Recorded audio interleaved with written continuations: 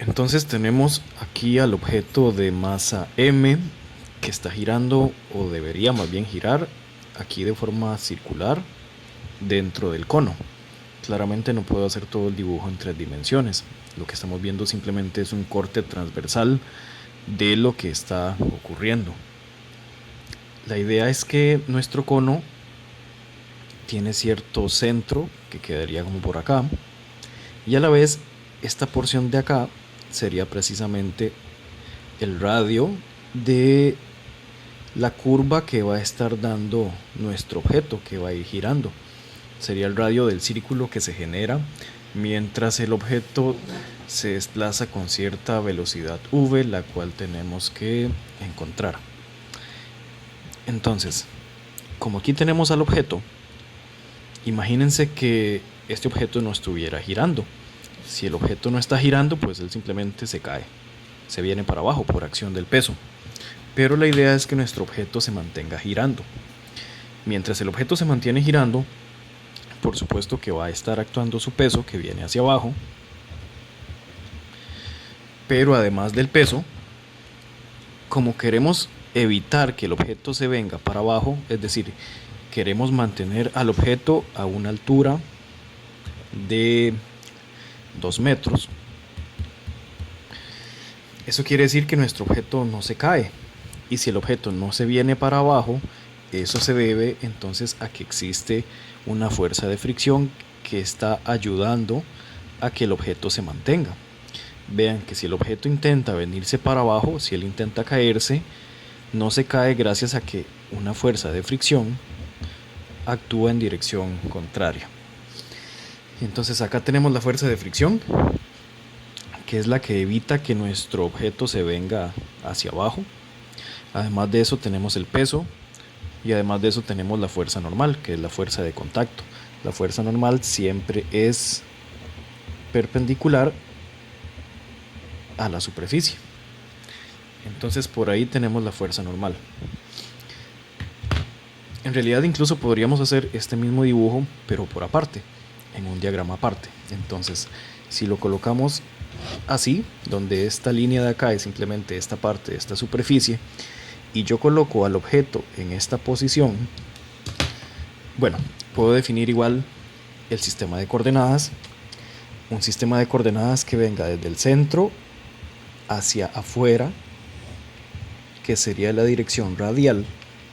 Recuerden que cuando analizamos situaciones curvas, lo hacemos con coordenadas radiales, las cuales van desde el centro hacia afuera definidas como positivas. Y además podemos utilizar el eje vertical de siempre, nuestro eje, el eje Y, ¿verdad? Entonces el eje Y, por supuesto que va en esta dirección, positivo para arriba, negativo para abajo, igual que siempre. Y entonces puedo trasladar estas fuerzas para acá. Así que tenemos al peso, el peso sigue actuando sobre la vertical, hacia abajo por supuesto. Además de eso tenemos la fuerza de fricción, que viene en esta dirección, va para allá. Y además de eso teníamos a la fuerza normal. La fuerza normal es perpendicular a la superficie. Entonces la fuerza normal viene como en esta dirección más o menos. Cosas importantes es poder ubicar bien este ángulo de 30 grados.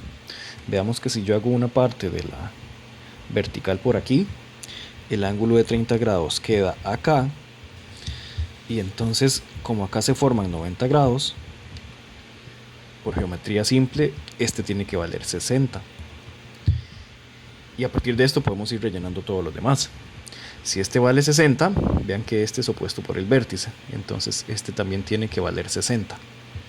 Si ese vale 60, a su vez, aquí se forman 90 grados. Entre este eje y este eje hay 90, por lo cual este tiene que valer entonces 30 grados. Y si ese vale 30 grados, entonces este vale 60. Y si ese vale 60, así sucesivamente, este vale 30. En fin, esto es geometría simple para poder ubicar bien este ángulo beta de acá en estas posiciones por acá, porque lo vamos a necesitar. ¿Dónde lo vamos a necesitar? Bueno, lo vamos a necesitar cuando hagamos las componentes de las fuerzas que están actuando. Entonces lo más importante es que ya tenemos el diagrama de todas las fuerzas que están actuando sobre el objeto. ¿Qué vamos a hacer ahora? Bueno, aplicar suma de fuerzas es igual a masa por aceleración. Comencemos con la más fácil de esas ecuaciones. Hagamos primero suma de fuerzas en Y es igual a la masa por la aceleración en Y. Sin embargo, como necesitamos que el objeto se mantenga aquí a una altura de 2 metros, significa que el objeto no se va a acelerar en la coordenada vertical. Entonces el objeto no se acelera en Y, por lo cual suma de fuerzas en Y tiene que ser igual a 0 para que su posición en Y no cambie. ¿Y cuáles fuerzas tenemos en Y? Bueno, busquémoslas. Obviamente tenemos el peso negativo hacia abajo. Además de eso tenemos por acá una componente de la fuerza normal que actúa en el eje vertical. Pueden verla por aquí. Esta es la componente de la fuerza normal que actúa en el eje vertical. Si quieren la pueden colocar acá o si quieren la pueden colocar aquí. Da igual. Entonces coloquémosla acá. Esta sería entonces la normal en Y. Positiva o negativa. Vean que va para arriba. Entonces va positiva. La normal en Y. ¿Qué otra fuerza tenemos en el eje de Y? Tenemos a la fuerza de fricción, que igualmente la pueden colocar aquí o la pueden colocar acá, donde ustedes gusten. Pero bueno, coloquémosla acá para no confundir las dos fuerzas aquí para no colocarlas sobre el mismo eje.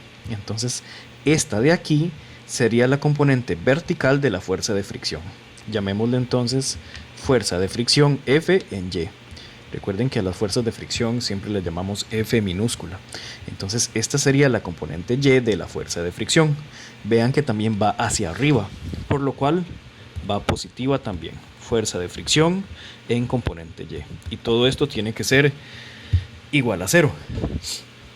Despejemos un toquecillo esto que está acá. Este negativo lo voy a pasar para el otro lado. Entonces tengo que la normal en Y más la fricción en Y tiene que ser igual al peso. Recuerden que este peso es M por G. Ahora encontremos cuánto vale la normal en Y y cuánto vale la fricción en Y. Al analizar aquí la normal en Y, bueno, tenemos el vector puro de la normal, la hipotenusa, tenemos la componente Y y tenemos el ángulo. Es decir, el ángulo, el opuesto y la hipotenusa. Recuerden que la función que relaciona el ángulo, el cateto opuesto y la hipotenusa es el seno. Por lo cual la normal en Y, este de aquí, n en Y, sería la normal por el seno del ángulo. Entonces sería la normal por el seno de 30. Más, vamos con la componente en Y de la fricción. La fricción, el vector puro de fricción está aquí, pero la componente en Y es esta. Vamos a utilizar este ángulo porque es el que quedó ahí de una vez. En realidad uno siempre utiliza los ángulos que quiera. Casi siempre utilizábamos el que siempre está pegando el eje X, pero en realidad ustedes pueden utilizar el que gusten, siempre y cuando planteen bien la función trigonométrica, sea seno o sea coseno. En este caso, entonces, si ya tenemos este de 60, usemos el de 60, no pasa nada. Entonces, tenemos el vector puro, que es la hipotenusa. Tenemos el cateto opuesto aquí, a este ángulo, y tenemos el ángulo. Ángulo, cateto opuesto, hipotenusa. Podemos utilizar otra vez la función seno si ustedes gustan. Entonces la componente en Y sería la fricción por, repito, cateto opuesto, ángulo, hipotenusa. Seno nuevamente, solo que ahora es seno de 60. Entonces más la fricción por el seno de 60. En todo caso recuerden que seno de 60 es lo mismo que coseno de 30. Y esto tiene que ser igual al peso W. Ahora, recordemos que la fricción F, esta F que está aquí, si recordamos, como siempre, la fricción F es el coeficiente de fricción por la normal. Siempre lo trabajamos de esta manera. Entonces podemos sustituirlo. Aquí tenemos N por el seno de 30 más la fricción F, pero la fricción es el coeficiente por la normal, entonces lo cambio esta F por el coeficiente por la normal por el seno de 60 es igual al peso. La ventaja de esta ecuación es que esta ecuación solo depende de la normal y del peso. El problema es que aún no conocemos esta normal. Por ahora dejemos esta ecuación aquí. Hagamos la otra ecuación importante. La otra ecuación importante considera el otro eje, que es el eje radial. Entonces, suma de fuerzas radiales tiene que ser igual a menos m por v al cuadrado entre el radio. Recuerden que este término de la derecha siempre lo colocamos a la derecha exactamente igual en las fuerzas radiales. Ahora analicemos cuáles fuerzas actúan en dirección radial. Vean que el peso no, ya el peso no lo colocamos, porque el peso va completamente sobre la vertical. Sin embargo, la normal sí tiene una componente radial y también la fricción tiene una componente radial. ¿Qué significa radial? Recuerden que radial es como el eje X, pero no lo definimos como el eje X porque no es tan preciso. Entonces, por ejemplo, aquí en la normal está empujando el objeto como hacia adentro, para allá, por lo cual tiene esta pequeña componente de aquí, que sería la componente radial de la fuerza normal. Es decir, este de acá es la normal radial. Y vean que empuja el objeto hacia adentro. Recuerden que el objeto está aquí y esta componente lo está tirando para allá. Como lo está tirando hacia adentro, hacia el centro, esa componente radial va a ser negativa. Entonces, menos la normal radial, que es esta que está aquí. ¿Cuál es la otra? Bueno, la fricción tiene esta componente también, que se ubica precisamente sobre el eje radial. Pero a diferencia de la normal, mientras la normal tira el objeto hacia adentro, esta fuerza de fricción más bien está tirando al objeto hacia afuera en esta dirección. Como va hacia afuera, lo definimos positivo. Entonces esta parte de acá sería la componente de la fuerza de fricción que va en dirección radial, es decir, la fricción radial, y va positiva porque va hacia afuera. Entonces más la fricción radial, y esto pues se queda igual. Ahora analicemos qué es la normal radial. Otra vez, la normal radial es esta porción que tenemos aquí. Entonces analicémoslo con este angulito de acá. Tenemos el ángulo, el adyacente al ángulo, que es la normal radial, y la hipotenusa, que es el vector puro normal. El adyacente, el ángulo y la hipotenusa, se relacionan con coseno. Entonces sería menos la normal por el coseno de este ángulo de aquí, que serían 30. Más la fricción radial. La fricción radial era esta. Si la relacionamos con este ángulo de aquí, tenemos el cateto adyacente al ángulo y la hipotenusa, que es el vector puro de fricción. El ángulo, el adyacente y la hipotenusa se relacionan pues con coseno también. Entonces tengo más la fricción por el coseno del ángulo, y eso tiene que ser igual a menos m por v al cuadrado entre r. Nuevamente aquí puedo cambiar esta f por lo que vale la f. ¿Cuánto vale la f? Bueno, la f sigue valiendo el coeficiente de fricción mu por la normal. Entonces hago el cambio rápidamente. Tengo menos la normal por el coseno de 30 más la fuerza de fricción, que vale el coeficiente por la normal por el coseno de 60, y esto tiene que ser igual a menos m por v al cuadrado entre el radio de este giro que está aquí. Entonces obtuvimos esta ecuación de acá y obtuvimos esta otra ecuación de acá, que aún no las podemos resolver. Sin embargo, vamos a hacer lo siguiente. Yo no conozco cuánto vale la normal de aquí, ni conozco cuánto vale la normal de acá tampoco, y de aquí no conozco la velocidad. De hecho, andamos buscando la velocidad. Entonces vamos a hacer lo siguiente. Voy a despejar de ambas ecuaciones la normal. De aquí voy a despejar la normal y de aquí por aparte voy a despejar la normal, y luego vamos a igualarlas. Voy a comenzar con esta ecuación. Digamos que esta ecuación de aquí se llama la ecuación 1. Entonces la ecuación número 1 dice que la normal por el seno de 30 más el coeficiente por la normal por el seno de 60 tiene que ser igual al peso. De aquí voy a sacar a factor común la normal. Entonces tengo la normal, seno de 30 más el coeficiente mu por el seno de 60 es igual al peso. Por lo cual, despejando, obtenemos que la normal es igual al peso W entre seno de 30 más mu por el seno de 60. Para revisar que todo esté bien. Ajá, todo está bien, perfecto. Esto lo obtuvimos a partir de la ecuación número 1, de esta que está acá. Pero también teníamos la ecuación número 2.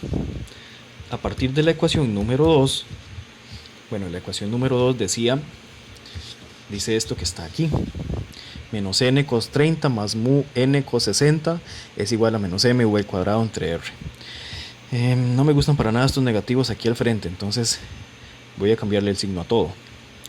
Entonces le cambio el signo a lo de la izquierda y también a lo de la derecha. Entonces obtengo n coseno de 30 menos mu n coseno de 60 es igual a mv al cuadrado entre r. Y nuevamente voy a despejar la normal. Entonces tengo que la normal por el coseno de 30 menos mu por el coseno de 60 es igual a mv al cuadrado entre r. Y ahora sí despejo la normal. La normal sería mv al cuadrado entre r, y todo este término que está aquí multiplicando lo voy a pasar a dividir. Coseno de 30 menos mu por el coseno de 60. Ok, entonces vean, de aquí ya tengo despejada la normal. De acá también ya tengo despejada la normal. Entonces, ¿qué hago con estas dos ecuaciones? Bueno, como la normal es igual a esto y la normal es igual a esto, entonces esto de acá tiene que ser igual a esto de acá. Voy a seguir por aquí. Entonces, igualando estas ecuaciones, tengo que el peso entre el seno de 30 más mu por el seno de 60 debe ser igual a esto que tengo aquí. Recuerden que las dos cosas tienen la normal, entonces todo esto de acá tiene que ser igual a todo esto de acá. Entonces esto tiene que ser igual a mv al cuadrado entre r coseno de 30 menos mu por el coseno de 60. Vean que en realidad en esta parte simplemente tenemos que hacer álgebra. El análisis riguroso de fuerzas, de diagrama de fuerzas y la segunda ley de Newton, radial y vertical, era la parte más difícil, la parte física. Ya esa parte la hicimos. Ahora lo que queda es simplemente seguir con el álgebra.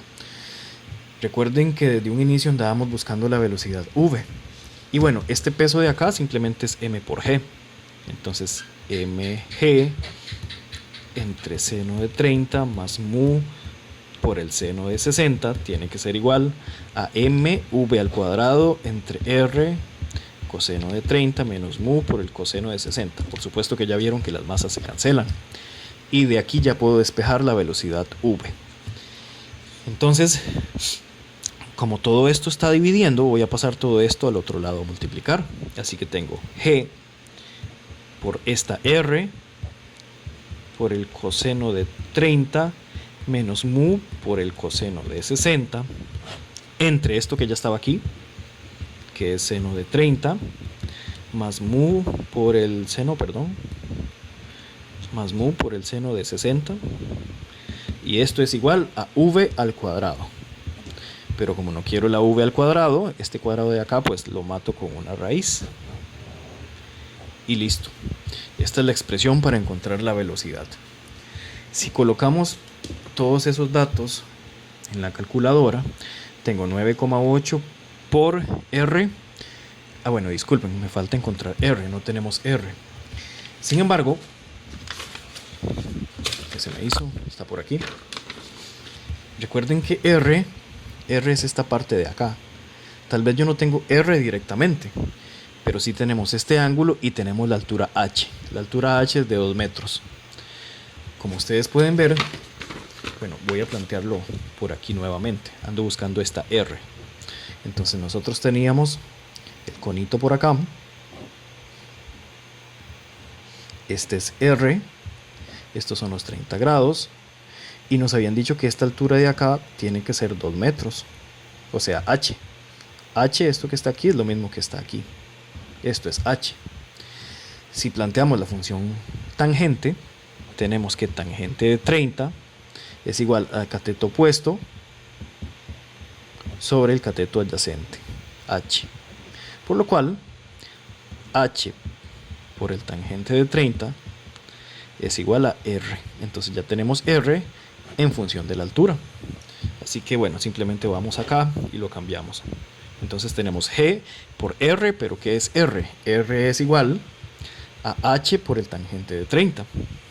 Entonces g por h tangente de 30, que esto es el valor de r, por el coseno de 30, menos mu por el coseno de 60, y todo esto dividido entre el seno de 30 más mu por el seno de 60, ya nos da v. Entonces ahora sí, ya tenemos todos los valores conocidos. Así que vamos a la calculadora, colocamos ese montón de cosas. G sería 9,8 por la altura h, que es de 2 metros, por el tangente de 30, por coseno de 30 menos mu. Este mu recuerden que vale 0,1 por el coseno de 60 dividido entre el seno de 30 más mu 0,1 por seno de 60. Y después de colocar todo ese bollo nos da 3,97 metros por segundo. Así que esta es la velocidad necesaria que debe tener el objeto para poder mantenerse dando vueltas de forma circular siempre a una altura de 2 metros.